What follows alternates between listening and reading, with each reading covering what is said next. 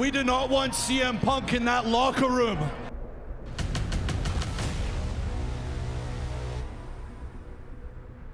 I prayed for this and it happened. No! McIntyre has won the World Heavyweight Championship! Oh my God!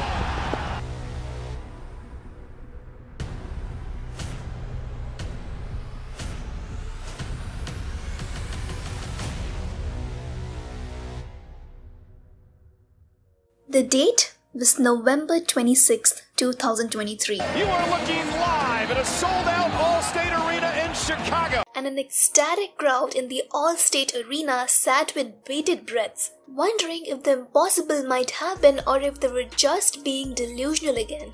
They waited for the static to hit right at the beginning of the show, then right before the official War Games match, then during the match. But when Randy Orton made his earth-shattering comeback, the crowd naturally erupted, but doubts crept in. Surely two historic comebacks couldn't just happen within just 10 minutes. Still, when Cody's team secured the victory, many kept their fingers crossed, holding on to the last shred of hope. But when that copyright logo appeared on screen, which basically indicates that the show is over, all hopes had been dashed.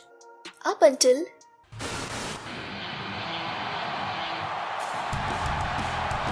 Apart from this monumental comeback, this moment would also set the stage of arguably the greatest rivalry of 2024, as Drew was seen storming out of the arena that very moment.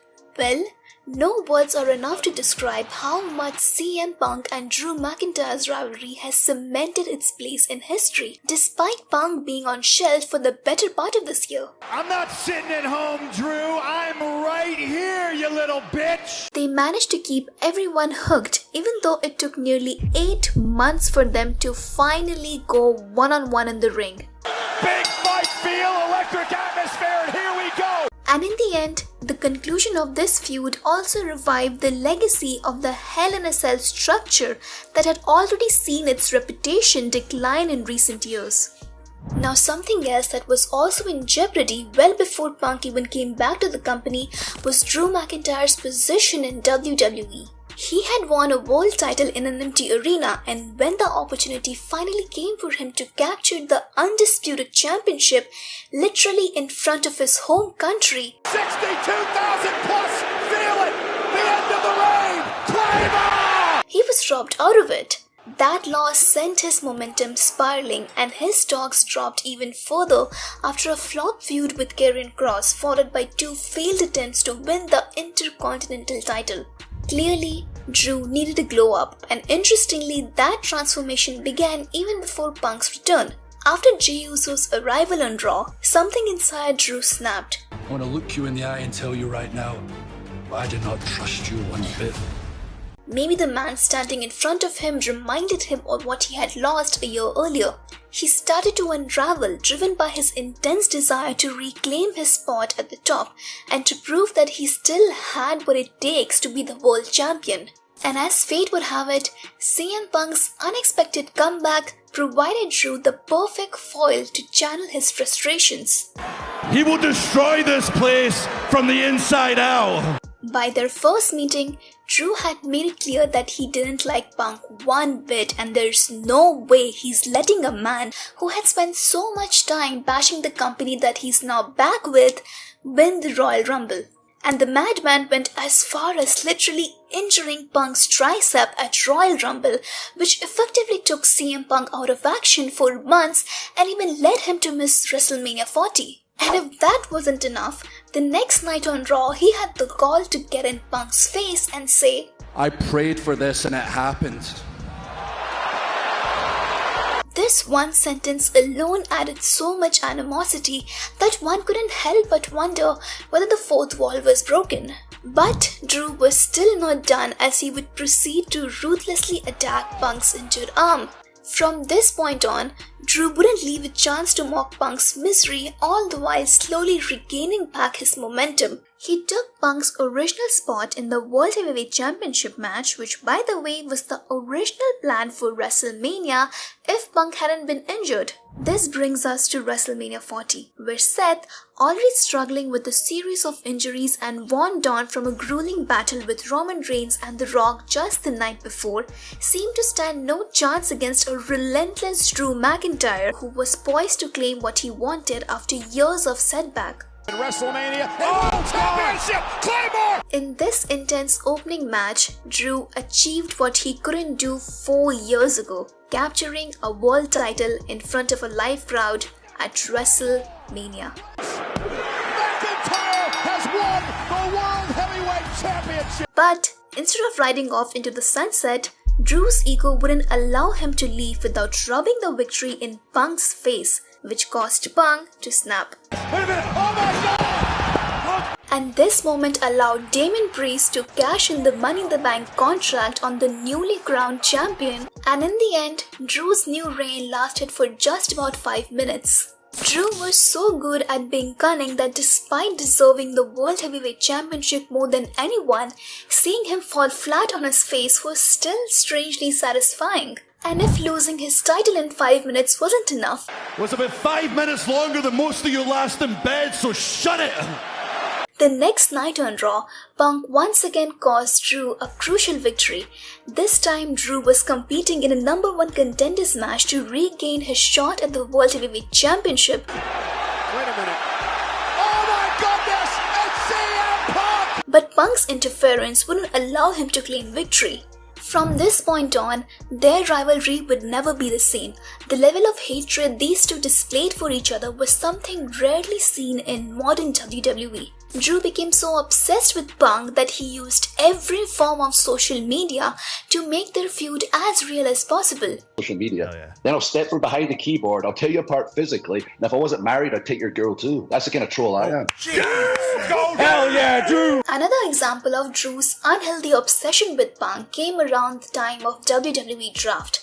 Instead of being content with his draft pick, this childish man threw a fit over why Punk was picked before him, which is yet another classic example of excellent storytelling. So I'm gonna try to do this in less time than the last time you were world champion, which means I got 5 minutes and 46 seconds. After making it clear that these two were out for each other's blood, with Punk stating that he was just waiting to get cleared by doctors to finally get his hands on Drew, Drew turned his attention to the World Heavyweight Champion Damien Priest. With Clash at the Castle set to take place in Drew's home country of Scotland, it seemed like the perfect opportunity for him to finally achieve his crowning moment. After being screwed over so many times, there was no way he was going to let this slip away. He had the chance to blow a kiss to Punk and finally get the upper hand. As Drew delivered the Claymore to seal the victory, a referee rushed down to the ring,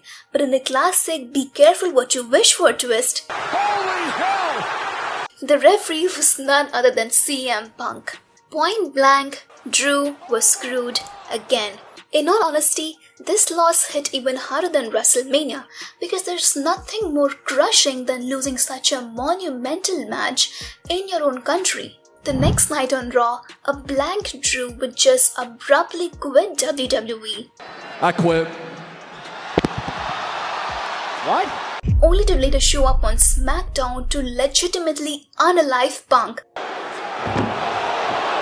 To add insult to injury, Drew stole CM Punk's bracelet, which was a gift given to him by a fan, which engraved the names of Punk's wife AJ Lee and his dog Larry. And believe me, that bracelet alone would become a story in itself. There's a man running around with a bracelet with my wife's name on it. Drew would go on to capture the Money in the Bank briefcase, which was exactly what he needed at the time. Not only did Drew need something to hold on to after being screwed over repeatedly, but the prestige of the briefcase itself had been waning in recent years.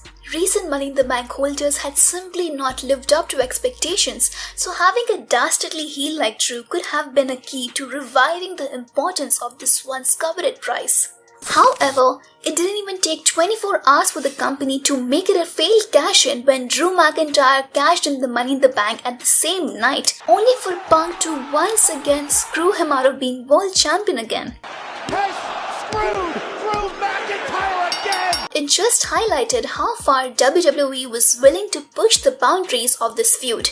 Even if it meant a failed cash-in, so be it. From that point on, the stakes were raised so high that the idea of their eventual face-off tanking was almost non-negotiable. Well, finally, after 8 months of build-up, drama, tension, betrayal, sneak attacks, and bitter confrontations, these two were set to clash at SummerSlam after Punk was medically cleared to compete in the ring. And just to spice things up, Seth Rollins, who certainly had no love for either Punk or Drew, was chosen as the special guest referee. To say that the anticipation for this match was high would be a massive understatement.